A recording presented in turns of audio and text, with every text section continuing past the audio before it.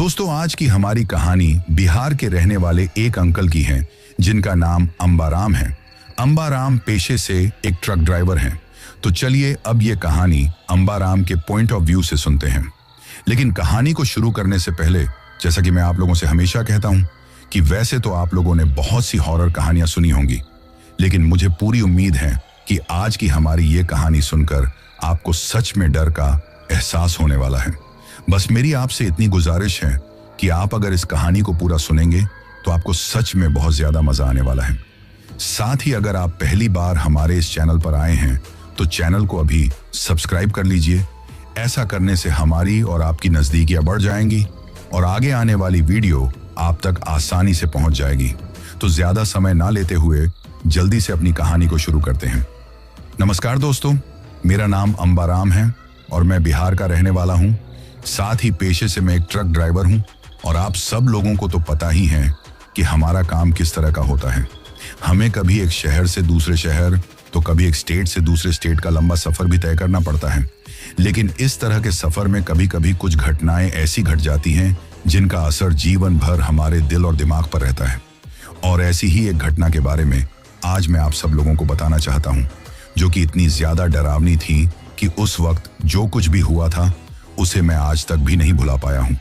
आज भी रात के वक्त जब वो घटना मुझे याद आती है तो मैं बहुत ज्यादा घबराने लगता हूं। आज भी रात को अंधेरे में कहीं जाते हुए मुझे डर लगता है और इसीलिए आज भी रात को मैं अपने कमरे की लाइट जलाकर ही सोता हूं।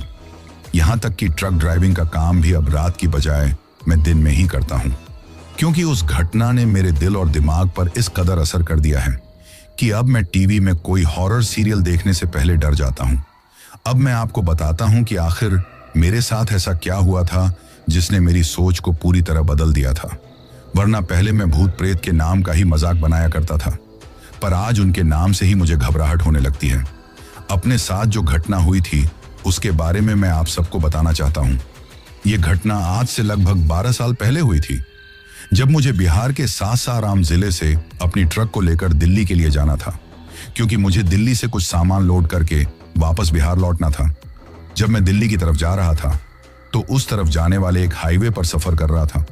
वैसे उस हाईवे के बारे में कहा जाता था कि वहां पर एक चौराहा आता है और उससे अगले चौराहे आने तक कोई भी सफर न करे तो बेहतर है, क्योंकि लोगों का कहना था कि वहां पर न जाने कितने हादसे हो चुके हैं और बुरी आत्माएं रात के वक्त वहां पर घूमती हैं।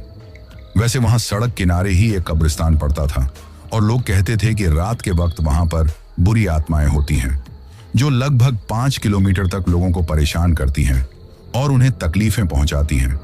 इसलिए वहां से सफर करना ठीक नहीं है। यह सुनकर मैं लोगों की बातों पर ज्यादा ध्यान नहीं देता था, क्योंकि उस हाईवे पर मैंने काफी सफर किया था। लेकिन मेरा सफर हमेशा दिन का होता था। रात के वक्त मैंने कभी सफर नहीं किया था। ऐसे में लोगों की बातें मुझे अंधविश्वास लगती थी, परंतु मुझे नहीं पता था कि मेरे साथ भी कुछ ऐसा हो जाएगा। उस वक्त जब मैं उस हाईवे पर सफर कर रहा था, रात के लगभग 9 बज चुके थे और मुझे ये देखकर हैरानी हो रही थी कि मेरे अलावा जैसे उस सड़क पर कोई नहीं था। पूरी सड़क सुनसान नजर आ रही थी। ये देखकर मैं हैरान था कि रात के 9 ही बजे हैं और इतनी जल्दी ही सड़क सुनसान है, वरना दिन के समय तो काफी ज्यादा भीड़ रहती है। परंतु मैंने इस बात पर ज्यादा ध्यान नहीं दिया और मैं अपनी मस्ती में आगे बढ़ रहा था। मुझे जल्दी से जल्दी अपने शहर पहुंचना था ताकि जल्दी अपने घर पहुंचकर मैं आराम कर सकूं, क्योंकि इस सफर में काफी थक गया था। परंतु मैं भूल गया था कि लोगों की कही हुई बातें हमेशा झूठ या अंधविश्वास नहीं होती, कभी कभी कुछ हकीकत भी होती है। काश मैंने लोगों की बातें सुनी होती और उन पर भरोसा किया होता तो शायद मेरे साथ वो हादसा नहीं हुआ होता। वैसे जब मैं पिछले चौराहे पर से इस तरफ आने के लिए बढ़ा था तो चाय की दुकान पर एक अंकल ने मुझसे कहा भी था कि रात का सफर करना ठीक नहीं है, मैं कहीं पर रुक जाऊं, लेकिन मैंने उसकी बात पर भी ध्यान नहीं दिया था। मैं आगे बढ़ रहा था कि तभी अचानक मेरे ट्रक की हेडलाइट में मुझे सड़क के बीचों बीच कोई खड़ा हुआ दिखाई दिया, जो काले कपड़े पहने हुए था। उसकी पीठ मेरी तरफ थी। ये देखकर मैंने अपनी ट्रक का हॉर्न बजाया, लेकिन जो बीच में खड़ा हुआ था उसने न मेरी तरफ देखा और न कोई सामने से हटा। ये देखकर मुझे गुस्सा आ गया और मैं उसके पास पहुंचकर अपना ट्रक रोककर ट्रक में बैठे बैठे ही बोला, अरे मरने का इरादा है क्या जो बीच सड़क पर खड़े हुए हों? और मेरा ट्रक मिला है क्या तुम्हें मरने के लिए? ये कहते हुए उसके हाथ में लाठी देखकर और उसे देखकर समझ गया कि वो कोई बूढ़ा आदमी है। अभी उसकी आवाज नहीं सुनकर और उसे इस तरह ही सड़क पर खड़े देखकर मैं गुस्से में बोला, मेरा ही ट्रक मिला था मरने के लिए जो बीच सड़क पर खड़े हुए हों? साइड में होकर नहीं चल सकते क्या? परंतु उसने कोई जवाब नहीं दिया और ना ही रास्ते से हटा। ये देखकर मैं अपने ट्रक में से उतरकर उसके पास जाकर बोला, सुनाई नहीं देता बाबा? क्या इस तरह सड़क के बीचों बीच कौन खड़ा होता है? अभी एक्सीडेंट हो जाता। ये कहकर पीछे से मैंने उसके कंधे पर हाथ रखना चाहा तो उसने घूर कर मेरी तरफ देखा। जैसे ही उसने घूर कर देखा, एक पल के लिए तो मैं घबरा गया। वहीं उसकी तरफ देखते हुए फिर मैं बोला, इस तरह बाबा सड़क पर क्यों खड़े हुए हों? वो बूढ़ा आदमी था जिसकी काफी उम्र थी और हाथ में लाठी लिए हुए थी।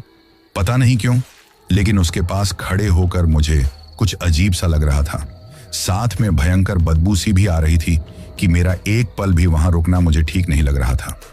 वो मेरी तरफ पहले तो घूर कर देखने लगा और फिर उसके चेहरे पर एक अजीब सी मुस्कान आ गई। उस मुस्कान को देखकर मुझे थोड़ी हैरानी हुई। मैं कुछ बोलता उससे पहले ही उस बूढ़े आदमी ने मेरे ट्रक की तरफ देखा और अपना एक हाथ मेरी ट्रक की तरफ बढ़ाया। ये देखकर अब मैं कुछ बोलता उससे पहले ही वो बूढ़ा आदमी लड़खड़ाती हुई आवाज में बोला, बेटा थोड़ी आगे जाना है, रात काफी हो गई है, पैर में भी दिक्कत है, चलने में दिक्कत आ रही है, ऐसे में पैदल जा नहीं सकता, इसलिए तुम छोड़ दोगे क्या? ये सुनकर मैं बोला, लेकिन बाबा आप इस वक्त यहां क्या कर रहे हो?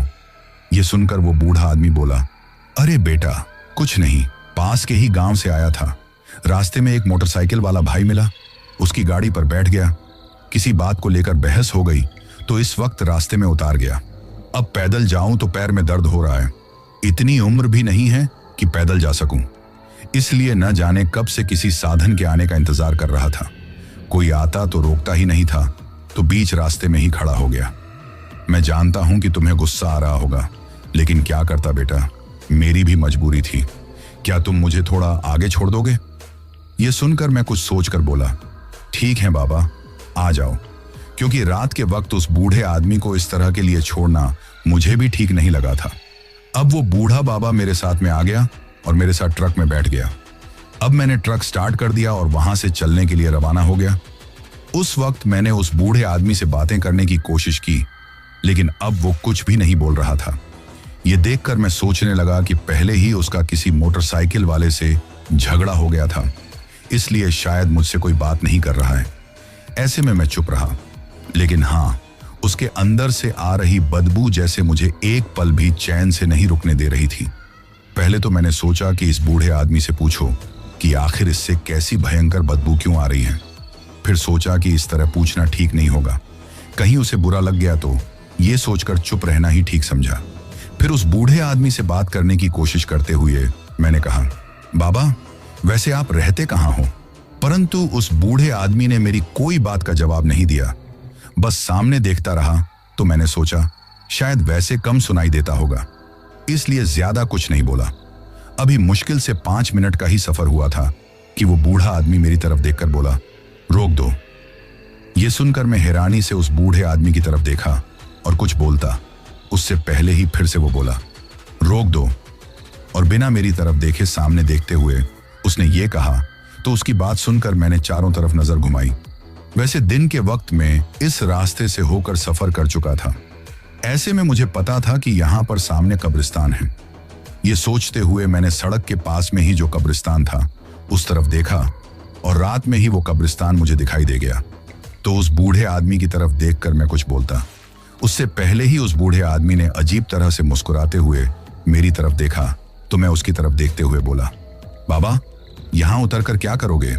तो वो बोला, मुझे यही जाना है। ये सुनकर मैं कुछ बोलता उससे पहले ही वो बूढ़ा बाबा बड़ी तेजी से मेरे ट्रक में से उतर गया। अब ये देखकर मुझे भी थोड़ी हैरानी हुई कि इस उम्र में भला कोई इतनी जल्दी ट्रक में से कूदकर कैसे उतर सकता है, पर इस बात पर ज्यादा ध्यान नहीं दिया। सामने ही कब्रिस्तान था कि वो बाबा उतरकर बिना मेरी तरफ देखे कब्रिस्तान की तरफ चला गया। ये देखकर पहले तो मुझे काफी हैरानी हुई कि भला ये बाबा उस कब्रिस्तान की तरफ क्यों जा रहा है। फिर सोचा शायद अपने किसी को खोने की तकलीफ होगी, इसलिए उसे याद करने के लिए आया होगा, क्योंकि अक्सर लोग कब्रिस्तान में अपने गुजरे हुए करीबी लोगों को याद करने के लिए उनकी कब्र पर आते हैं। परंतु रात के वक्त कब्रिस्तान में जाना ठीक नहीं है। इसलिए उनसे बातें करने के लिए मैं बोला, बाबा मेरी बात तो सुनो। लेकिन उन्होंने पलटकर मेरी तरफ भी नहीं देखा और कब्रिस्तान के अंदर चला गया। अब मैंने सोचा कि यह बाबा यहां तक आया है तो इसे आगे जाने के लिए कोई साधन भी नहीं मिलेगा, क्योंकि लगभग 10 मिनट की दूरी पर गांव था। तो मैं ट्रक में से उतरकर उसके पीछे जाते हुए बोला, अरे बाबा, रात के वक्त आने की क्या जरूरत थी? दिन में ही आ जाते और यहां से वापस जाओगे तो कोई साधन भी नहीं मिलेगा। यह सुनकर उस बाबा ने कोई जवाब नहीं दिया। तो मैं बोला, बड़े अजीब हो, कोई जवाब भी नहीं दिया। ये कहते हुए मैं उनके पीछे चला गया। तभी आगे जाकर वो बूढ़ा आदमी रुक गया। तो मैं बोला, अरे बाबा मेरी बात तो सुनो। ये सुनकर उसने कोई जवाब नहीं दिया। तो मैं उसके कंधे पर जैसे ही हाथ रखना चाहा तो उसने मेरी तरफ देखा। जैसे ही मैंने उसे देखा तो मेरी तो चीख निकल गई और मैं घबराते हुए पीछे की तरफ खिसक गया, क्योंकि उसकी आंखों की पुतली पूरी तरह सफेद थी।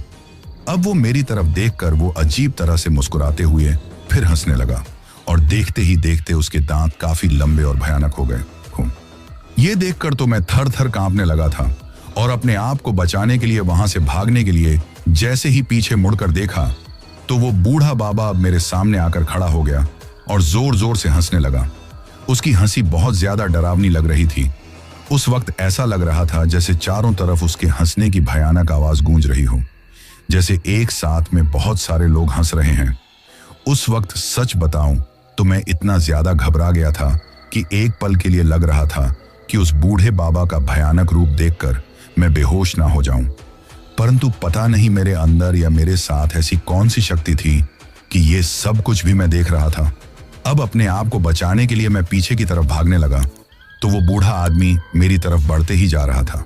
ये देखते हुए मैं भागते भागते आगे भागने लगा तो मैंने देखा कि मेरी आंखों के सामने एक बड़ा ही भयानक प्रेत खड़ा था, जो पूरी तरह सफेद था और आंखें लाल कलर की थीं। वो मुझे देखकर अजीब तरह से चिल्लाने लगा तो उसके मुंह से खून टपकने लगा था।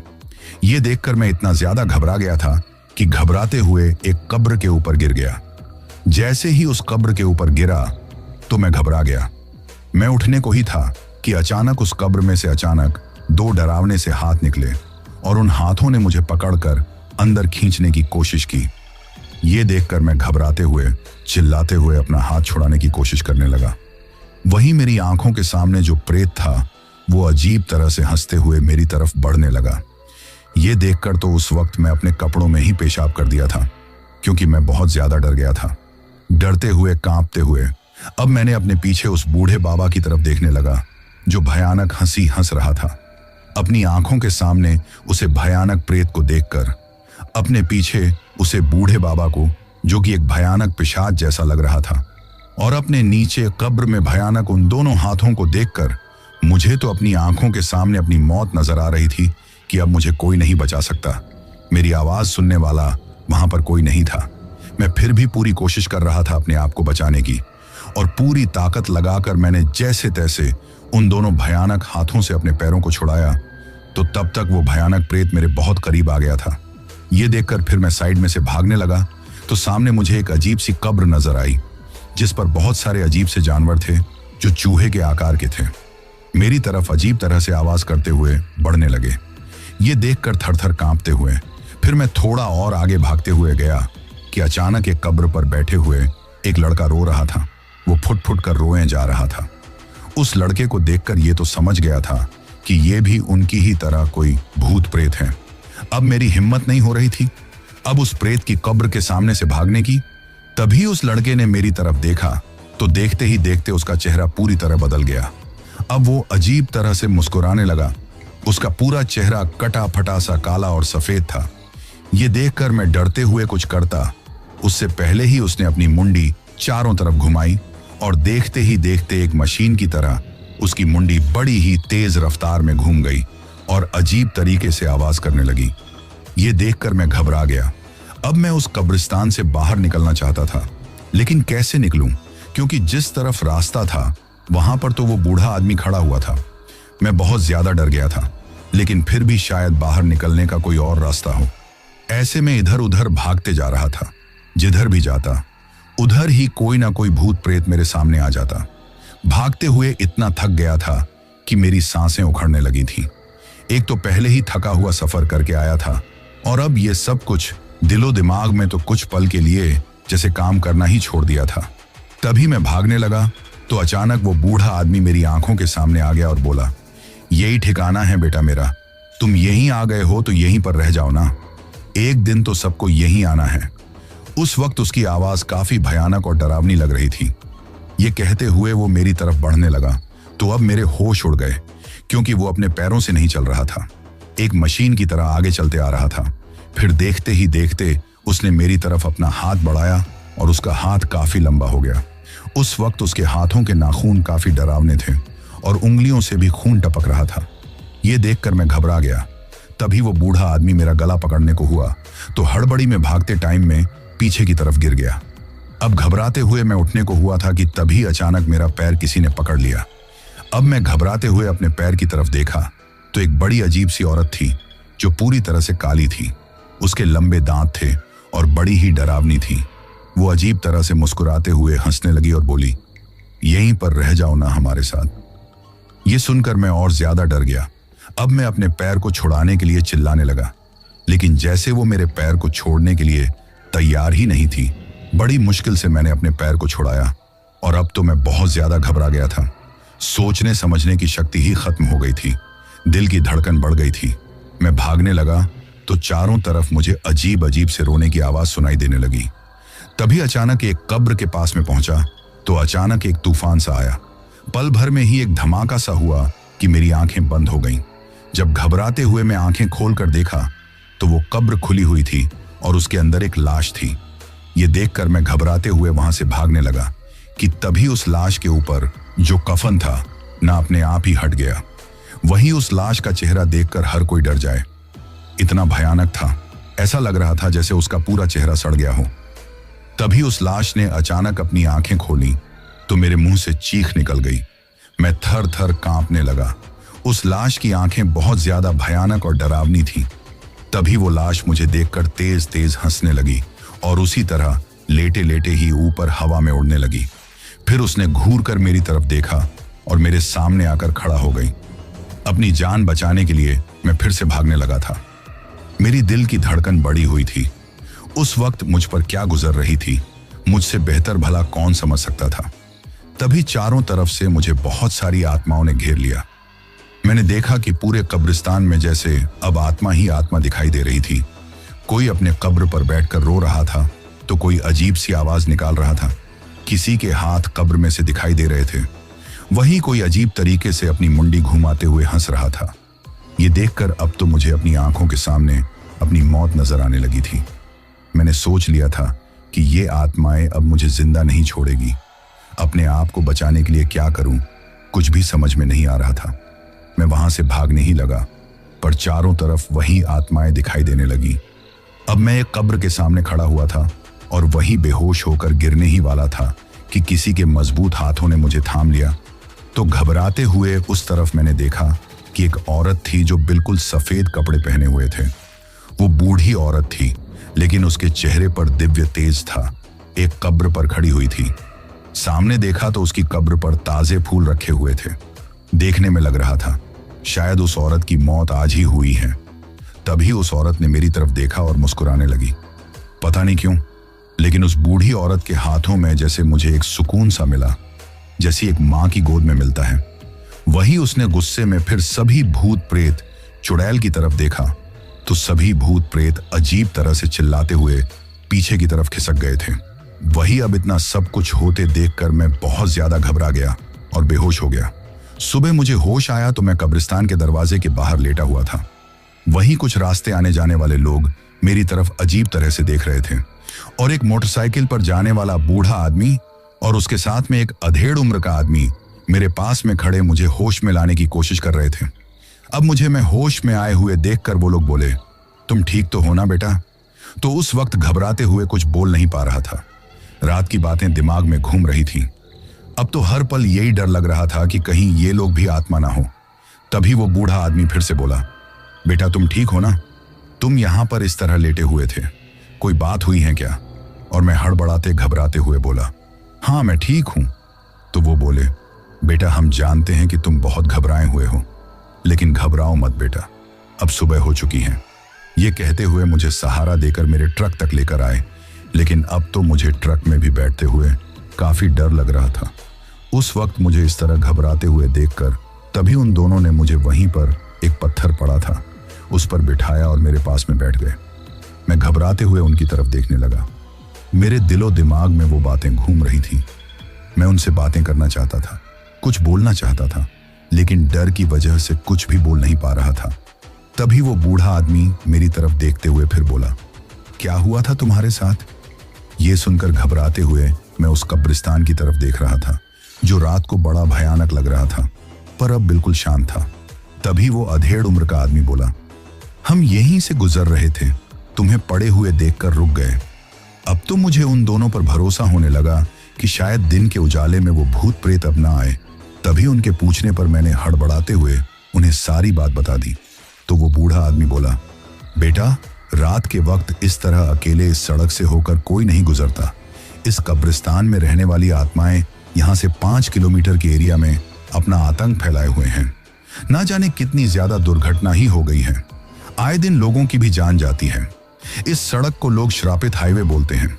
दिन में तो वो आत्माएं कुछ नहीं करती, लेकिन रात के वक्त चारों तरफ किसी न किसी रूप में घूमती ही रहती हैं और रास्ते आने जाने वाले लोगों से लिफ्ट लेने के बहाने रुकाती हैं और उन्हें इस तरह अपनी तरफ आकर्षित करती हैं कि वो इंसान उनके पीछे खींचा ही चला जाता है, फिर उसकी जान ले लेती हैं, या उसके साथ ऐसा कुछ हो जाता है कि वो इंसान जिंदा होकर भी जिंदा नहीं रहता। बहुत सारी घटनाएं हुई हैं इस रास्ते पर, तो जिसकी वजह से रात को गुजरते वक्त लोग 1000 बार सोचते हैं। अगर कोई गलती से गुजरता है ना, तो भूल कर भी अपनी गाड़ी नहीं रोकता। लेकिन लगता है बेटा तुम इस रास्ते से होकर पहली बार गुजरे हो, जिसकी वजह से तुम्हें पता नहीं है कि यहाँ क्या होता है, और तुमने उस आत्मा को देखकर अपना ट्रक रोक दिया। ये सुनकर मैं बोला, नहीं, मैंने कई बार इस रास्ते से होकर सफर किया है, लेकिन दिन के समय किया था और मेरे साथ ऐसा कुछ नहीं हुआ। तो वो अधेड़ उम्र का आदमी बोला, लेकिन रात के वक्त सफर नहीं करना चाहिए, और वैसे भी लोगों की बातें तो तुमने सुनी होगी, तो फिर लोगों की बातों पर भरोसा रखना चाहिए ना। ये सुनकर मैं हड़बड़ाते हुए बोला, पहले मैं ऐसी बातों पर भरोसा नहीं करता था, परंतु जो कुछ रात को मेरे साथ हुआ उसके बाद ये कहते हुए घबराते हुए चुप हो गया था। तभी वो बूढ़ा आदमी बोला, शायद वो कोई अच्छी आत्मा थी कि उसने तुम्हारी जान बचा ली, वरना कोई भी तुम्हें जिंदा नहीं बचा सकता था, क्योंकि उन भूत प्रेत का मुकाबला करना आम इंसान का काम नहीं है।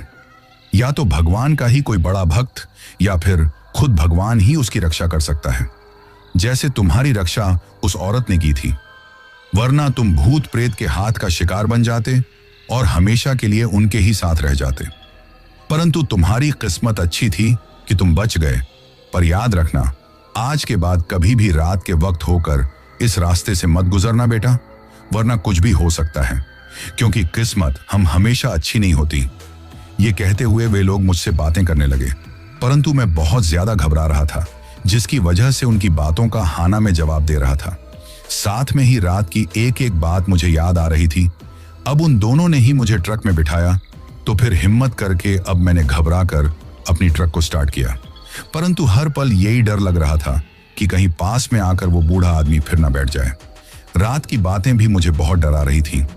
मैं पहले कभी इन बातों से नहीं डरता था, लेकिन आज जो कुछ मेरे साथ हुआ था उसकी वजह से दिन के उजाले में भी मुझे डर लग रहा था। मैं अपने ट्रक को तेज रफ्तार में दौड़ता जा रहा था, जिससे जल्दी से जल्दी अपने शहर पहुंच जाऊं, परंतु जैसे एक एक पल गुजारना भी अब मेरे लिए मुश्किल हो रहा था। फिर जैसे ही मैं अपने शहर के नजदीक पहुंचने वाला था, तो तभी मैंने घबराते हुए अपने पास जो कीपैड का मोबाइल था उसे निकाला, जो मैं ट्रक में ही भूल गया था, और अपने एक दोस्त के पास कॉल करके कहा कि मेरी तबीयत ठीक नहीं है, वो ट्रक को लेने आ जाए।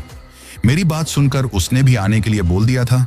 वो भी मेरी ही तरह ट्रक चलाया करता था और हम दोनों एक ही साथ काम करते थे। वही जैसे ही मैं जिस शहर में मुझे जाना था वहां पर प्रवेश किया, तो चौराहे पर ही मुझे मेरा दोस्त मिल गया। मुझे परेशान और घबराए देखकर उसने पूछा कि क्या हुआ, परंतु अब मुझ में इतनी हिम्मत नहीं थी कि रात को जो कुछ भयानक मेरे साथ हुआ था उसके बारे में कुछ बता सकूं। मैं अपना ट्रक ये कहते हुए उसे दे दिया कि मेरी तबीयत अभी ठीक नहीं है, मुझे घर जाना है। तब उसने मेरे ट्रक को लिया और मैं उसकी मोटरसाइकिल को लेकर घर जाने के लिए रवाना हो गया।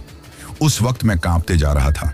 हर पल यही डर लग रहा था कि कहीं घबराते हुए मेरा एक्सीडेंट ना हो जाए। जैसे तैसे मैं घर आया तो घबराते हुए घर का दरवाजा खटखटाया। अब मेरी पत्नी ने दरवाजा खोला तो बिना कुछ बोले ही मैं घर के अंदर आ गया। तभी घर में सामने ही मेरी 8 साल की बेटी बैठी हुई थी। मुझे देखकर बोली, आ गए पापा आप? पर मुझे घबराए देखकर परेशान होकर बोली, क्या हुआ पापा, आप ठीक तो है ना? तो मैं बोला, हाँ मेरी तबीयत थोड़ी ठीक नहीं है। ये कहते हुए मैं कमरे में आया। उस वक्त मेरे कपड़े मिट्टी से खराब थे तो मेरी पत्नी मेरे पास आकर बोली, कोई ना कोई बात तो है, बताओ क्या बात है, कुछ हुआ है क्या? आप कुछ परेशान भी लग रहे। परंतु मैं उसे कुछ न बता पाया और बोला, कुछ नहीं, सब ठीक है, बस मेरी तबीयत थोड़ी खराब है, थक गया हूं। यह कहकर मैं बाथरूम में चला गया। अब तो मुझे एक पल भी अकेले रहते हुए डर लग रहा था। जैसे तैसे मैंने नहाया और कपड़े बदलकर बाहर आया। तब तक मेरी पत्नी मेरे लिए खाना लेकर आ गई थी, क्योंकि सुबह से सफर करते हुए शाम होने को आई थी और उन्हें पता था कि अब मुझे खाना खाकर आराम करना है। मैं जैसे तैसे थोड़ा बहुत खाना खाया और सोने के लिए लेट गया। उस वक्त मेरी पत्नी वापस चली गई थी। वो रसोई का काम कर रही थी। बाहर मेरा बेटा और बेटी दोनों टीवी देख रहे थे। वे दोनों भी मेरे पास आए थे, परंतु मुझे सोए हुए देखकर वापस लौट गए थे।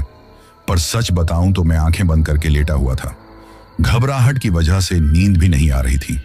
जब मेरी पत्नी और मेरे बच्चे वापस चले गए तो मैंने आंखें खोलकर घबराते हुए चारों तरफ देखा। मन कर रहा था कि अपने बच्चे और अपनी पत्नी को जाकर सारी बात बता दो और उनके साथ ही रहूं, लेकिन सोच रहा था कि उन्हें कुछ बताऊंगा तो वे लोग भी घबरा जाएंगे, इसलिए किसी को कुछ नहीं बताया। वही रसोई का सारा काम खत्म करके मेरी पत्नी भी आई। मुझे करवट बदलकर सोए देखकर वो भी मेरे पास में ही सो गई और कुछ ही देर में उसे नींद आ गई। मैंने उसकी तरफ देखा। मैं सोचने लगा कि अगर मुझे कुछ हो जाता तो मेरे परिवार का क्या होता। ये सोचते हुए मुझे बहुत ज्यादा घबराहट हो रही थी। देर रात मुझे नींद आ गई थी। धीरे धीरे इसी तरह रात निकल गई और सुबह हो गई।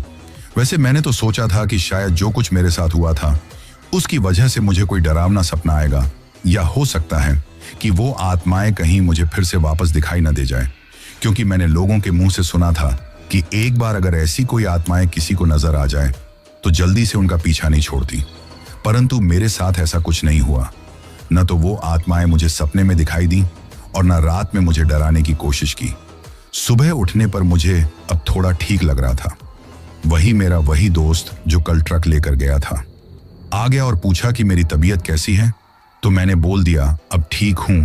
अब मैंने किसी को कुछ बताना ठीक नहीं समझा, क्योंकि अपने परिवार को बताकर परेशान नहीं करना चाहता था, और अगर अपने दोस्त को या किसी को बताता तो शायद वो लोग मेरी बात पर यकीन नहीं करते। इसलिए मैंने किसी को कुछ नहीं बताया। उस दिन मैं अपने काम पर अपने ट्रक पर चला गया था, क्योंकि मैं एक दिन भी काम नहीं छोड़ना चाहता था। परंतु उस दिन मुझे पास के ही शहर में जाना था। सफर भी दिन का था तो कोई दिक्कत भी नहीं थी, परंतु सफर करते वक्त भी मुझे वही सब कुछ याद आ रहा था। इसी तरह 3-4 दिन गुजर गए थे, परंतु न तो मेरे साथ ऐसा कुछ हुआ, न किसी ने मुझे डराने की कोशिश की, न कोई सपना दिखाई दिया, जिसकी वजह से अब धीरे धीरे मेरा डर भी कम होने लगा था।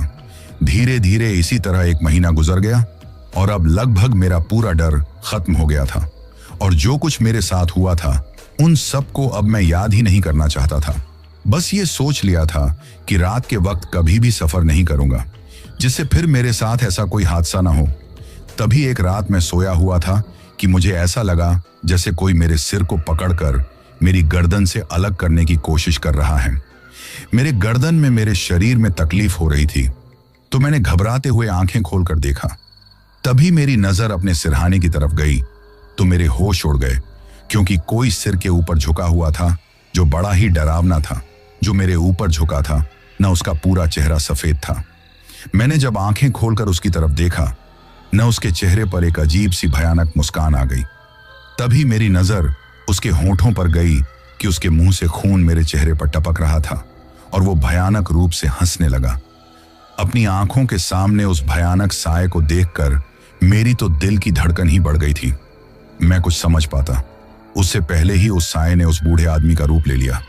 ये देखकर तो मेरे होश उड़ गए। मैं बहुत ज्यादा घबरा गया था, इतना ज्यादा कि मेरे गले से भी आवाज नहीं निकल रही थी। तभी उस बूढ़े आदमी ने मेरी तरफ हाथ बढ़ाया तो मैं वहां से उठकर भागने की कोशिश करने लगा, लेकिन मेरे हाथ पैर जकड़ गए थे। तभी उस बूढ़े आदमी ने अजीब तरह से मुस्कुराते हुए मेरी तरफ देखा और अपने हाथों से उसने मेरा सिर पकड़कर मेरी गर्दन से मेरा सिर अलग करने की कोशिश की तो मैं दर्द से छटपटाने लगा। अपने हाथ पैर पीटने लगा था, चिल्लाना चाहता था, जैसे मेरी आवाज गले में अटक गई थी। तभी किसी ने जैसे मेरा गला जोर से दबा दिया था, जिसकी वजह से मैं चाहते हुए चिल्ला भी नहीं पा रहा था। मेरा गला दबाने की वजह से मेरी सांसें भी उखड़ने लगी थी। अब तो मैं बहुत ज्यादा डर गया था कि क्या करूं, कुछ समझ में नहीं आ रहा था, कैसे बचाऊं अपने आप को। तभी अचानक पूरे कमरे की लाइट बंद चालू होने लगी थी और डरावनी सी अजीब सी आवाज आने लगी जो मेरे करीब आती जा रही थी। ये देखकर मैंने तो घबराते हुए अपनी आंखें ही बंद कर ली थी, क्योंकि मुझे लग रहा था कि अब मैं नहीं बच पाऊंगा। कुछ देर बाद मुझे एहसास हुआ कि कोई हाथ पकड़कर मुझे जगाने की कोशिश कर रहा था, तो मैं घबराते हुए चिल्लाने लगा कि तभी किसी ने मेरे मुंह पर हाथ रख दिया, जिससे मैं चिल्ला ना सकूं। अब तो मैं बहुत ज्यादा घबरा गया। घबराते हुए मैंने आंखें खोलकर देखा तो वो मेरी पत्नी थी। अपनी पत्नी को अपनी आंखों के सामने देखकर मुझे थोड़ी तसल्ली हुई, साथ में हैरानी हुई, और अब तो मैं घबराते हुए चारों तरफ देखने लगा, लेकिन पूरे कमरे में न वो बूढ़ा आदमी न कोई और मुझे कुछ भी नजर नहीं आया। तो मेरी पत्नी बोली, क्या हुआ, आप इस तरह क्यों चिल्ला रहे थे?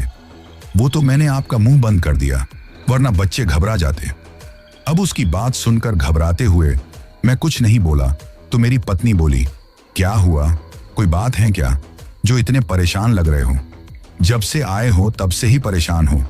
अगर कोई बात है तो बताओ, मुझे क्या हुआ है? ये सुनकर मैं हड़बड़ाते हुए बोला, कुछ नहीं। अब मेरी पत्नी बोली, लगता है कोई डरावना सपना देखा है, तभी तो कुछ देर पहले तो आप सपने में बुरी तरह घबरा रहे थे। मेरी नींद अचानक खुल गई थी तो तुम्हारी हालत देखकर तुम्हें जगा रही थी। ये सुनकर मैंने हैरानी से उसकी तरफ देखा तो उसने पीने के लिए मुझे पानी दिया। मैंने थोड़ा सा पानी पिया। अब मुझे खुद को ही समझ में नहीं आ रहा था कि मैंने कोई डरावना सपना देखा था या फिर वो बूढ़ा आदमी सच में ही मेरी जान लेने के लिए आया था। कुछ समझ में नहीं आ रहा था कि मैं सपने में घबराया था या सच में मेरे साथ ऐसा कुछ हुआ था। तभी मैंने अपने माथे पर हाथ लगाया तो एक खून की बूंद मेरे हाथ में लग गई। ये देखकर अब मेरे होश उड़ गए, क्योंकि मुझे समझ में पूरी तरह आ गया था कि मैंने कोई सपना नहीं देखा था, हकीकत में मेरे साथ ऐसा हुआ था। तो मैं अपनी पत्नी की तरफ देखते हुए घबराते हुए हड़बड़ाते हुए बोला, ये देखो खून, वो बूढ़ा आदमी मुझे मार डालेगा। ये कहते हुए बहुत ज्यादा डरने लगा तो मेरी पत्नी भी मुझे इस तरह देखकर बोली, कौन बूढ़ा आदमी? उसे कुछ समझ में नहीं आ रहा था। अब मैंने घबराते हुए उन्हें सारी बात बता दी, जिसे सुनकर वो भी डर गई, लेकिन फिर मेरी तरफ देखते हुए बोली, मुझे लगता है कि आपने अब कोई डरावना सपना देखा है और जो कुछ आपके साथ हुआ था वो शायद आपके मन का भ्रम होगा, ऐसा कुछ नहीं होता। तो मैं घबराते हुए बोला, मैं सच बोल रहा हूं, मेरी बात पर यकीन करो। वो बूढ़ा आदमी कुछ देर पहले यहां आया था और देखो ये खून भी है। उसके मुंह से जो खून निकल रहा था न वो मेरे चेहरे पर गिर रहा था और उसकी ही ये बूंद है, वो मुझे मार डालेगा। अब मेरी पत्नी मेरे चेहरे के सामने एक आईना लाते हुए बोली, देखिए आपके माथे पर एक फूंसी हो रही है जिसके फूटने से यह खून निकला है। देखिए, मैंने देखा तो सच में ऐसा ही था। अब समझ में नहीं आ रहा था कि मेरे साथ क्या हो रहा है, परंतु ये तो मुझे पता था कि वो बूढ़ा आदमी मेरे पास आया है। मुझे परेशान और घबराया हुआ देखकर अब मेरी पत्नी बोली, जो हो गया है न उसे भूल जाइए। 1 महीने से सब कुछ ठीक है, न तो आज आपने जरूर इस बारे में ज्यादा सोच लिया होगा, इसलिए डरावना सपना आया है। पर घबराइए मत, सो जाइए। अब मैंने भी ज्यादा कुछ नहीं कहा और सो गया। उस वक्त घबराहट की वजह से नींद तो नहीं आ रही थी, लेकिन सोने की कोशिश कर रहा था और कुछ ही देर में नींद आ गई। फिर न मुझे कोई डरावना सपना आया और न मेरे साथ ऐसा कुछ हुआ था। धीरे धीरे इसी तरह 4-5 दिन गुजर गए, परंतु ऐसा कुछ नहीं हुआ तो अब मैंने सोचा कि उस रात मैंने बस डरावना सपना देखा था और मेरे साथ कुछ नहीं हुआ। ये सोचकर उस बात को नजरअंदाज करने की कोशिश करने लगा। लेकिन सच तो ये था कि दिलो दिमाग में अब भी एक डर तो था। अब मुझे फिर से दिल्ली के लिए रवाना होना था। ऐसे में मैं बहुत ज्यादा घबरा रहा था। मैं वहां जाने से इनकार कर दिया तो जो ट्रक मालिक था उसने मुझे ज्यादा पैसे देने के लिए कहा, परंतु मुझे अपनी जान की चिंता थी तो मैंने मना कर दिया था। तो ट्रक ड्राइवर मेरी तरफ देखकर गुस्से में बोला, अगर तुम उस रास्ते से नहीं जाना चाहते तो दूसरा रास्ता है, लेकिन अगर तुम मना करोगे तो तुम्हें नौकरी से निकाल दूंगा, क्योंकि साथ के जो ट्रक ड्राइवर हैं ना अपने आप काम के लिए रवाना हो गए हैं, कोई नहीं है और दिल्ली जाना जरूरी है।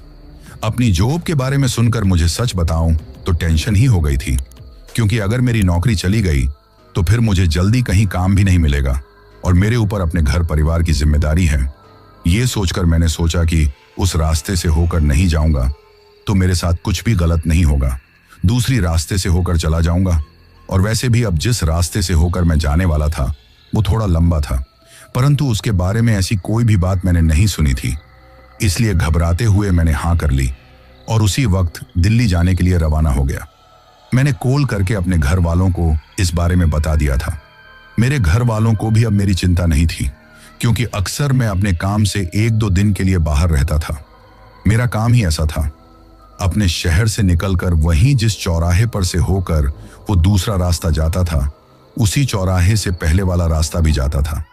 ऐसे में मैंने पहले वाले रास्ते की तरफ घबराते हुए देखा तो वही सब कुछ बातें मुझे याद आने लगी, लेकिन फिर उसे नजरअंदाज करके मैंने दूसरे वाले रास्ते की तरफ देखा और अपना ट्रक उस तरफ बढ़ा दिया। वैसे मुझे थोड़ी तसल्ली भी थी कि अब मेरे साथ कुछ नहीं होगा, लेकिन रात के वक्त वही बीती घटनाएं याद करके मुझे बहुत ज्यादा डर लग रहा था कि पता नहीं मेरे साथ क्या होगा और क्या नहीं होगा। मैं भगवान का नाम लेते हुए आगे बढ़ रहा था कि तभी अचानक मुझे ऐसा लगा जैसे कोई मेरे ट्रक के ऊपर चल रहा है। उसके कदमों की आवाज मुझे साफ सुनाई दे रही थी। ये देखकर एक पल के लिए तो मैं बहुत घबरा गया। तभी अचानक मेरे ट्रक के जैसे ब्रेक फेल हो गए थे और मेरा खुद पर भी कंट्रोल नहीं था। मैं बहुत कोशिश कर रहा था अपने ट्रक पर कंट्रोल करने की, उसका ब्रेक लगाने की, परंतु चाहते हुए भी कुछ नहीं कर पा रहा था और ट्रक तेज रफ्तार में दौड़ते हुए जा रहा था। ये देखकर मैं घबरा गया था, क्योंकि मुझे लगने लगा था कि अब जरूर एक्सीडेंट होगा। उस वक्त मेरे हाथ पैर अचानक जकड़ गए थे। तभी मुझे ऐसा लगा जैसे मेरा ट्रक में नहीं कोई और चला रहा है। इसके साथ में ही ट्रक अजीब सी आवाज करने लगा था। यह देखकर मैं घबरा गया। तभी मुझे अपने ट्रक में किसी के बोलने की अजीब सी आवाज आने लगी, जैसे कोई मेरे पास में बैठकर कुछ बोलते जा रहा था, लेकिन क्या बोल रहा था ये समझ में नहीं आ रहा था। ये देखकर तो मैं बहुत ज्यादा घबरा गया। उस वक्त अपने आप के साथ ये सब कुछ होते हुए देखकर मैं डर गया। तभी मैंने देखा कि उस रास्ते पर थोड़ा आगे बढ़ने पर एक कच्चा रास्ता था, उस तरफ ट्रक चला गया। मैंने बहुत कोशिश की ट्रक को संभालने की, लेकिन कुछ नहीं कर पाया। अब मुझे कुछ भी ठीक नहीं लगा, तो अपने आप को बचाने के लिए मैं ट्रक से बाहर की तरफ देखते हुए चिल्लाने लगा कि शायद कोई मेरी मदद कर दे, मेरी जान बचा ले। लेकिन ना तो मुझे कोई दिखाई दे रहा था और ना मेरी कोई आवाज सुन रहा था। उस कच्चे रास्ते पर ट्रक इस तरह भागते हुए जा रहा था कि कहीं पलट ना जाए, जिसकी वजह से मेरी तो दिल की धड़कन बढ़ी हुई थी। चारों तरफ अंधेरा ही अंधेरा दिखाई दे रहा था। तभी मैंने देखा कि अचानक ट्रक किसी चीज से टकरा गया और वो पलटने ही वाला था। ये देखकर घबराते हुए मेरी आंखें बंद हो गईं। लेकिन जब ऐसा कुछ नहीं हुआ तो घबराते हुए जब मैंने आंखें खोली तो देखा कि ट्रक बंद था। अब ट्रक में एक सन्नाटा सा छाया हुआ था। मैंने बाहर की तरफ देखा तो अंधेरा ही अंधेरा नजर आ रहा था। ये देखकर कुछ समझ में नहीं आ रहा था कि क्या करूं। दिल की धड़कन तो बढ़ी हुई थी। घबराते हुए चारों तरफ देखने लगा। अब जब थोड़ा होश आया तो हिम्मत करके मैंने फिर से ट्रक को स्टार्ट करने की कोशिश की तो स्टार्ट नहीं हो रहा था। अब घबराते हुए समझ में नहीं आ रहा था कि इस सुनसान और अंधेरी जगह में कहां जाऊं। मुझे तो यह भी नहीं पता था कि मैं इस वक्त कहां हूं। तभी मैंने अपना फोन निकालकर कॉल करने की कोशिश की, लेकिन किसी को भी कॉल नहीं लग रहा था। फोन में नेटवर्क ही नहीं आ रहा था।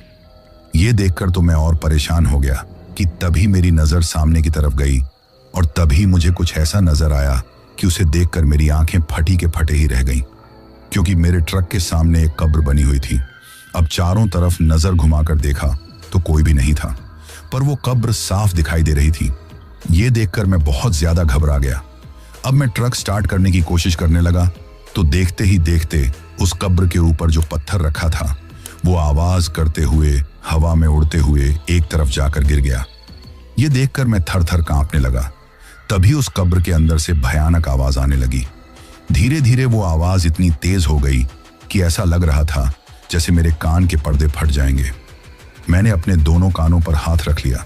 घबराते हुए एक बार फिर उस तरफ देखा तो तभी एक हड्डियों का सा ढांचा उसमें से निकला जो बिल्कुल हड्डियों का कंकाल था। उसे देखकर तो मेरी आवाज गले में अटक गई। वही वो कंकाल अजीब तरह से आवाज करते हुए मेरी तरफ बढ़ने लगा। यह देखकर मैं घबराते हुए सोचने लगा कि अपने आप को कैसे बचाऊं। फिर मैंने सोच लिया कि अगर ट्रक में से नीचे उतरा ना तो मेरी जान ऐसे ही चली जाएगी और वैसे भी शायद अब मैं जिंदा ना बच पाऊंगा, परंतु अपने आप को बचाने की कोशिश तो कर सकता हूं ना। ये सोचकर अब मैं ट्रक में ही अपनी सीट के पास में ही झुककर अपने आप को बचाने की कोशिश करने लगा। तभी वो हड्डियों का ढांचा आकर मेरे ट्रक के शीशे पर जोर जोर से अपने हाथ को मारने लगा। ये देखकर घबराते हुए मैं चिल्ला भी नहीं रहा था। फिर मुझे ऐसा लगा जैसे बहुत सारे लोग मेरे ट्रक के ऊपर आ गए हों और जोर जोर से मेरे ट्रक के ऊपर कूद रहे हैं। ये देखकर कांपते हुए अब मैं भगवान को याद करते हुए जा रहा था, क्योंकि अब भगवान ही मेरी जान बचा सकता था। तभी मुझे अजीब सी आवाज सुनाई देने लगी तो मैंने देखा तो मेरी ट्रक में सीट पर वो हड्डियों का ढांचा था। ये देखकर मेरे तो होश उड़ गए। अब मैं कुछ करता उससे पहले ही उसने मेरी तरफ हाथ बढ़ाया और हाथ पकड़कर मुझे ट्रक से बाहर फेंक दिया। मैं जमीन पर आकर गिरा तो मेरे हाथ में वहां पर पड़े हुए कुछ कांटे चुभ गए थे, जिससे मुझे तकलीफ होने लगी थी। मैंने घबराते हुए खड़े होकर जब अपने चारों तरफ देखा तो अब मेरे होश उड़ गए, क्योंकि अब मेरे सामने सिर्फ एक कब्र ही नहीं थी बल्कि चारों तरफ कब्र बनी हुई थी। अब मैं उसी कब्रिस्तान में था। यह देखकर घबराते हुए मुझे तो समझ में नहीं आ रहा था कि मैं कब इस कब्रिस्तान में आकर पहुंच गया। मुझे तो इस बात का जरा सा भी अंदाजा नहीं था। तभी चारों तरफ से अजीबोगरीब रोने की चिल्लाने की आवाज सुनाई देने लगी। तो घबराते हुए ये तो अब मुझे समझ में आ गया कि अब मैं जिंदा नहीं बचूंगा। पिछली बार तो किसी पवित्र आत्मा ने मेरी जान बचा ली थी, लेकिन अब मुझे बचाने वाला कोई नहीं आएगा। अब मैं घबराते हुए यही सोच रहा था कि तभी मुझे जोर जोर से हंसने की आवाज सुनाई दी। जैसे ही घबराते हुए मैंने अपने सामने देखा तो एक छोटा सा बच्चा मेरे पास खड़े होकर हंस रहा था, जो बड़ा ही डरावना था। पूरी तरह सफेद था, जगह जगह से कटा फटा सा था। पूरे शरीर पर जगह जगह जख्म बने हुए थे। उनसे खून की जगह एक नीले रंग का पानी निकल रहा था। यह देखकर मैं कुछ बोलता उससे पहले ही अचानक उसने घूरकर मुझे देखा। उसकी लाल आंखें बड़ी डरावनी लग रही थीं। उस वक्त आप लोग समझ ही सकते हैं कि मैं कितना ज्यादा डरा हुआ था। मैं वहां से भागने के बारे में सोचता, कुछ करता, उससे पहले ही उस भयानक से बच्चे ने मेरे चेहरे पर झपट्टा मारा, जिसकी वजह से उसके भयानक नाखून मेरे गाल पर छुप गए और उनसे खून बहने लगा था। वही वो बच्चा जानवर की तरह मुझे नोचने की कोशिश करने लगा। तो अपने आप को बचाने के लिए मैं उसे पीछे धक्का दिया और उठकर वहां से भागने ही लगा था कि तभी सामने की कब्र पर एक आदमी उल्टा लटक रहा था। उसके पैर आसमान में लहरा रहे थे और वो बिल्कुल उल्टा था। तभी मेरी तरफ देखकर उसने घूरकर अपनी आंखें खोली तो मैं डर गया। वो मेरी तरफ बढ़ने ही लगा तो डरते हुए अपने आप को बचाने की कोशिश करते हुए मैं तभी पीछे किसी चीज से टकराकर गिर गया। तभी मेरी आंखों के सामने वही बूढ़ा आदमी खड़ा जोर जोर से हंस रहा था। ये देखकर मैं घबराते हुए उठने की कोशिश करने लगा कि फिर से नीचे गिर गया। मुझे ऐसा लगा जैसे मेरे पीछे कोई खड़ा हुआ है। अब घबराते हुए मैंने देखा तो पीछे की तरफ एक आदमी खड़ा हुआ था, जिसके सिर नहीं था। वो अपने दोनों हाथों से मेरा गला दबाने को हुआ तो मैं वहां से भागने ही लगा था कि तभी किसी ने आगे की तरफ से मुझे धक्का दे दिया। मैंने देखा तो वो एक चुड़ैल थी, जो अजीबोगरीब तरीके से अपनी मुंडी को घुमाते हुए जा रही थी। ये देखकर मैं कुछ समझ पाता उससे पहले ही वो मेरे सीने पर आकर बैठ गई। उसका चेहरा पूरी तरह सफेद था, आंखों की पुतली लाल थी, मुंह से ऐसा लग रहा था जैसे खून टपक रहा हो। सिर के बाल पूरी तरह सफेद थे, हाथों के नाखून भी भयानक और बड़े थे। जैसे ही वो मेरी तरफ देखकर मुस्कुराने लगी तो धीरे धीरे उसके दांत भी काफी ज्यादा बड़े हो गए। ऐसा लग रहा था जैसे वो मेरे खून की प्यासी हैं और मेरा खून अभी पी जाएगी। तभी जैसे ही वो मेरा खून पीने की कोशिश करने लगी तो हिम्मत करके घबराते हुए मैंने उसे जोर से धक्का मारा। शायद उस वक्त न जाने भगवान की कौन सी शक्ति ने मेरा साथ दिया था कि वो चुड़ैल एक तरफ गिर गई। अब बिना देरी किए हुए मैं उठकर भागने लगा और भागते हुए समझ नहीं आ रहा था कि किधर जाऊं, क्योंकि उस वक्त मुझे इस बात का भी अंदाजा नहीं लग रहा था कि इस कब्रिस्तान का गेट किस तरफ है।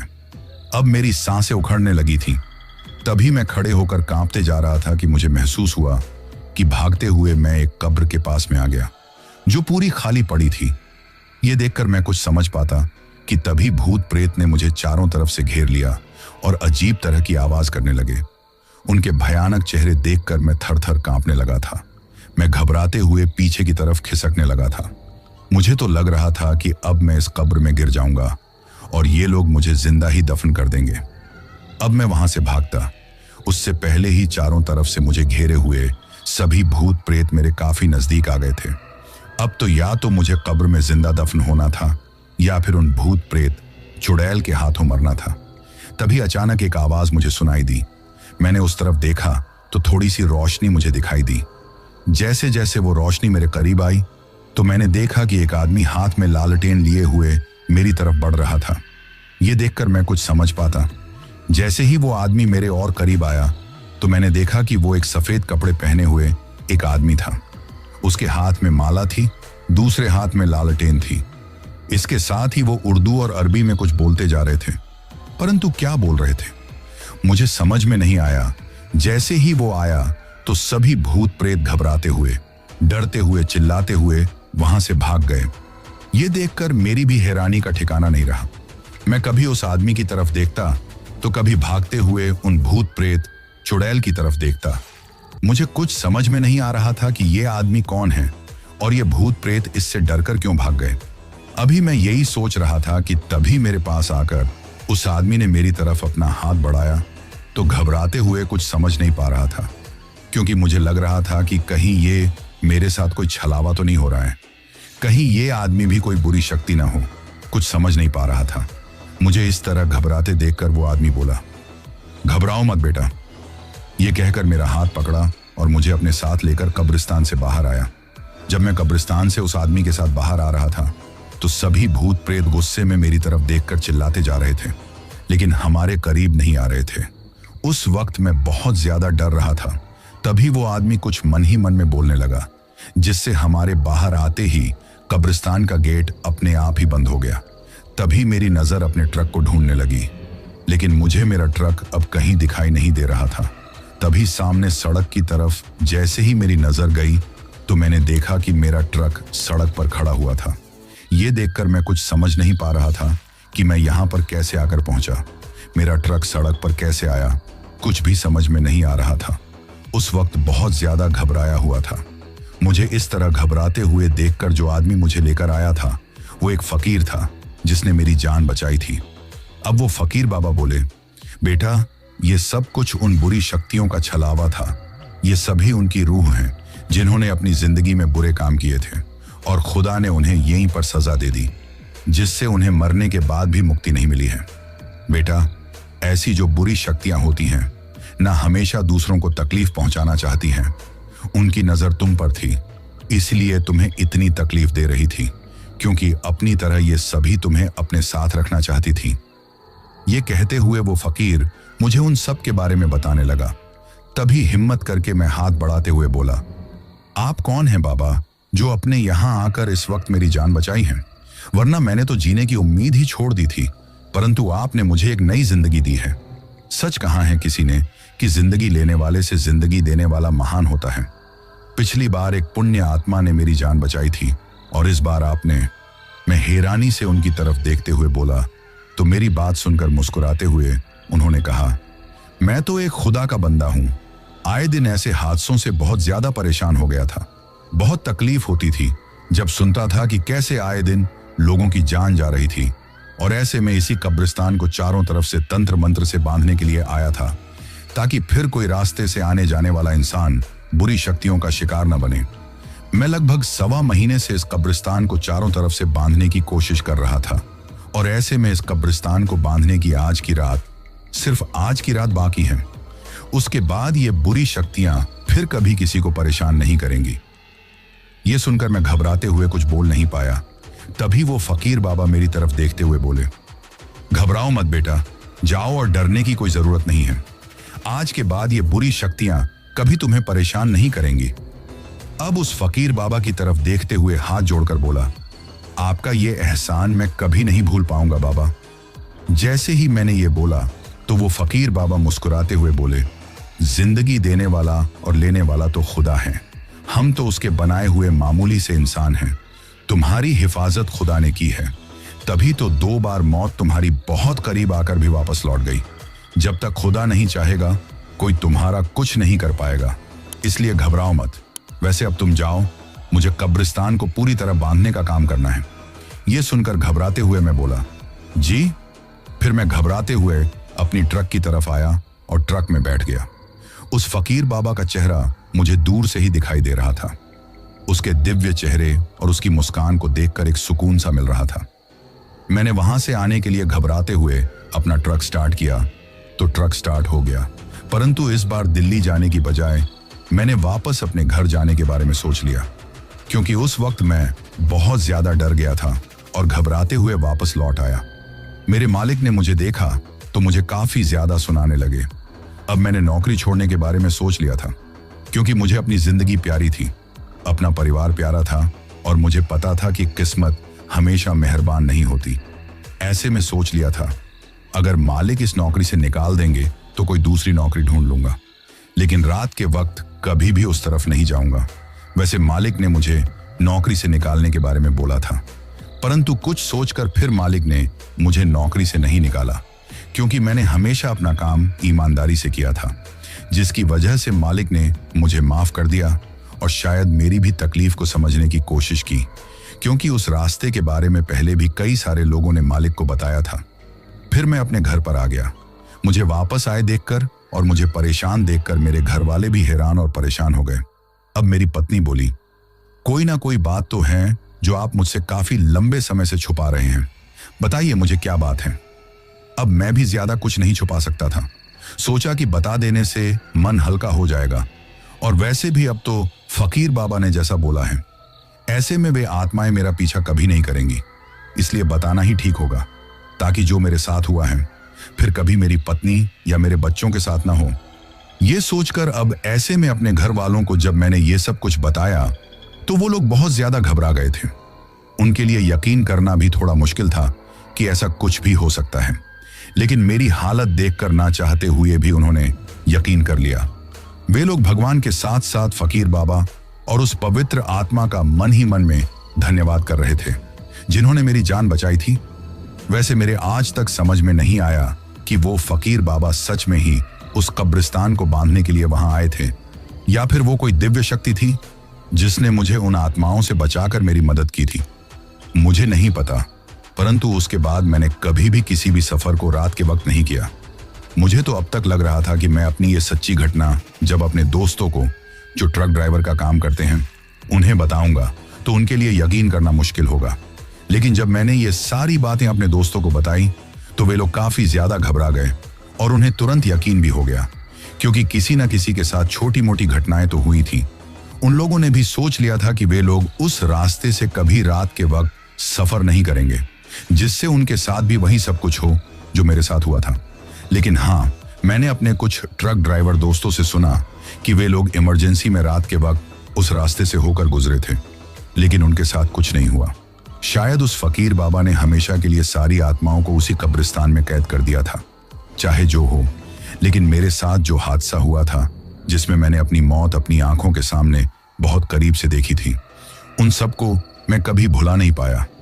आज भी जब उस बारे में सोचता हूं तो बहुत ज्यादा घबराने लगता हूं और अपने परिवार को देखकर सोचने पर मजबूर हो जाता हूं कि अगर मेरे साथ कुछ हो जाता तो मेरे परिवार का क्या होता। मैंने आप लोगों को अपनी ये सच्ची घटना इसलिए बताई है कि काफी बार कुछ रास्तों के बारे में हम सुनते हैं कि वहां से गुजरना हमारे लिए खतरे से खाली नहीं है, लेकिन हम लापरवाही कर जाते हैं और वहां से गुजरने की गलती कर बैठते हैं, जिसकी सजा हमें कभी अपनी जान देकर चुकानी पड़ती है, तो कभी हमारे साथ ऐसा कुछ हो जाता है कि जीवन भर हम उस डर के साए में जीते रहते हैं। तो दोस्तों, ये थी हमारी आज की कहानी। कहानी आपको कैसी लगी ये आप मुझे कमेंट बॉक्स में कमेंट करके जरूर बताना। दोस्तों, इसके बाद हमारा वही सिलसिला शुरू करते हैं जिसके बारे में मैंने आपको कहा था, और जिन जिन लोगों ने भी पिछली स्टोरी सुनने के बाद कमेंट करके अपना नाम और जगह बताई थी, अब मैं उन लोगों के नाम लेता हूं। तो सबसे पहले निशा कंवर हैं सीकर से, दिनेश हैं बुरहानपुर से, अर्जुन पाल हैं रायपुर छत्तीसगढ़ से, प्रेम सुमन और इरसाद हैं बहरीन से, जसावंत सिंह हैं इटली से, टूटन दे हैं नागालैंड से, गुड्डू हैं बिहार से, सुखा जाट हैं ब्राह्मपटन से, वाजिद तबस्सुम हैं पटियाला हाउस लाहौर पाकिस्तान से, बसंत राणा हैं बुलंदशहर से, प्रिंस डीजे हैं सोनिया विहार दिल्ली से, उर्फन हैं ओडिशा से, विनोद हैं दिल्ली से, हेमा और प्रीतम हैं इंदौर से, अन्नू हैं कानपुर से, अनोखी लाल हैं यूपी से, वारिश हैं झांझा से, पिंकी सिंह, आराध्या सिंह और दीपक सिंह हैं छपरा बिहार से, राजकुमार हैं बिहार से, जितनेंद्र सिंह जेरी, परमिंदर कौर, हारवीन, अलवीन और सविता हैं जालंधर सिटी पंजाब से, आरती प्रजापति हैं कोटा से, मोहद फैसल हैं यूपी से, करण जाटव हैं सिरसा से, अरविंद भाई, गीताबेन, राज, रिंकल, दीप, सोनल और स्वरा हैं राजकोट गुजरात से, अख्तर हुसैन हैं बारामूला कश्मीर से, फिजा हैं पाकिस्तान से, अमित कुमार हैं महाराष्ट्र से, शाकिर अंसारी हैं मुंबई से, विपिन कुमार हैं दिल्ली से, रानी हैं असम से, मुबारक हैं गोरखपुर से, रजान नूर कीका हैं महाराष्ट्र से, गणेश कुमार हैं चेन्नई से, साफिक हैं सऊदी अरब से, सूरज पंडित हैं आगरा से, आसिफ शेख हैं अहमदाबाद गुजरात से, रोबिन लांबा हैं सऊदी अरब से, आकाश और सचिन हैं कनाडा से, अली हसन हैं फिरोजाबाद से, जीएम शेख हैं अहमदाबाद गुजरात से, यूएस तिवारी और हर्ष तिवारी हैं सिरसा प्रयागराज से, वाईसोंग हजांग त्रपसा से, शिव कुमार हैं नावदा बिहार से, संतोष यादव और संजना यादव हैं बिलासपुर छत्तीसगढ़ से, नाजिम मलिक हैं देहरादून से, फैजल हैं ओमान से, सीमा हैं गुजरात से, गोलू डांगी और सुनीता डांगी हैं भोपाल से, राहुल भारद्वाज हैं बलिया से, आरती हैं कर्नाटक से, बंटी, अंतिम और तेजस हैं राजस्थान से, राजा महंत हैं छत्तीसगढ़ से, पूनम धानका हैं राजकोट गुजरात से, सारा आलम हैं मुंबई से, अभय हैं आगरा से, मुकेश, करण और रघुवीर हैं चेन्नई से, पुष्पा राणा हैं नागपुर से, माही चौहान हैं बिलासपुर छत्तीसगढ़ से, रिंकी शाहू हैं झारखंड से, रविंद्र हैं बिहार से, अशोक जलवा हैं बुढ़ार से, माया शर्मा हैं मॉरिशस से, फैजान अहमद हैं भोपाल से, माही सिंह हैं बिहार से, हेमा प्रीतम हैं इंदौर से, दीपक ठाकुर हैं दिल्ली से, रेशमा हैं पुणे से, उमेश हैं नेपाल से, सनेहल मिठे हैं बर्श से, फहीम केड़ी हैं मेलगांव से, अजित हैं ओडिशा से, डीके बोरो हैं असम से, टिंकू कश्यप हैं जालंधर सिटी पंजाब से, संजय पवन और रंजीली हैं गोंडा से, रीना हैं साउथ अफ्रीका से, समुद्र श्रेष्ठा हैं काठमांडू नेपाल से, बसंत राणा हैं खुजरा से, गुरजीत शंडू हैं फिरोजपुर पंजाब से, राम हैं भावनगर बुलंदशहर से, माधुरी चौहान हैं रायगढ़ छत्तीसगढ़ से, शाहरुख मंसूरी हैं सारंगपुर मध्य प्रदेश से, पार्वती चलवाड़ी हैं पुणे महाराष्ट्र से, निरुपमा नायक हैं ओडिशा से, प्रेम देवी, तनीषा, अनुष्का और गौरव हैं जयपुर राजस्थान से, रितु थापा हैं मीरठ से, माजिद हैं मालदीव से, राजश्री हैं ठाणे मुंबई से, शंकरंशन शाहू हैं ओडिशा से, रंजीत हैं झारखंड से, तेजवाली खान और मुस्तफा खान हैं इंग्लैंड से, शाजिद खान हैं शेखुपुरा पाकिस्तान से, विनोद, सोनू, हिरा और अरुण हैं दिल्ली से, सीपा बरार हैं भटिंडा पंजाब से, राजवीर बन्ना हैं दूदू जयपुर राजस्थान से, विशाल तिलक हैं न्यूजीलैंड से, हेम एकता हैं नई दिल्ली से, मोहन असनसोल हैं वेस्ट बंगाल से, पूनम हैं जमशेदपुर से, एमडी शमसाद हैं बिहार से, हजवशा बसुमत्री हैं असम से, सोहेब हैं गुजरात से, सीमा तांती और आरुष तांती हैं मुंबई से, पंकज कुमार हैं लखनऊ से, मोहम्मद फारूक हैं बहरीन से, अयूब हासमी हैं यूपी से और सबसे लास्ट में शुभेंदु सिन्हा हैं असम से। तो दोस्तों, ये थे उन लोगों के नाम जिन्होंने पिछली स्टोरी पर कमेंट करके हमें बताया था कि वो कहां से कहानी सुनते हैं। इसके साथ ही अगर किसी का नाम छूट गया हो तो वो कमेंट करके बताना। कल वाली वीडियो में उनका नाम ले लिया जाएगा। मैंने पूरी कोशिश की है कि किसी का भी नाम ना छूटे। इसके साथ ही अगर अभी तक भी आप लोगों ने चैनल को सब्सक्राइब नहीं किया है तो जल्दी से चैनल को सब्सक्राइब कर लो, क्योंकि आपका ये छोटा सा सहयोग मेरे लिए बहुत ज्यादा मायने रखता है।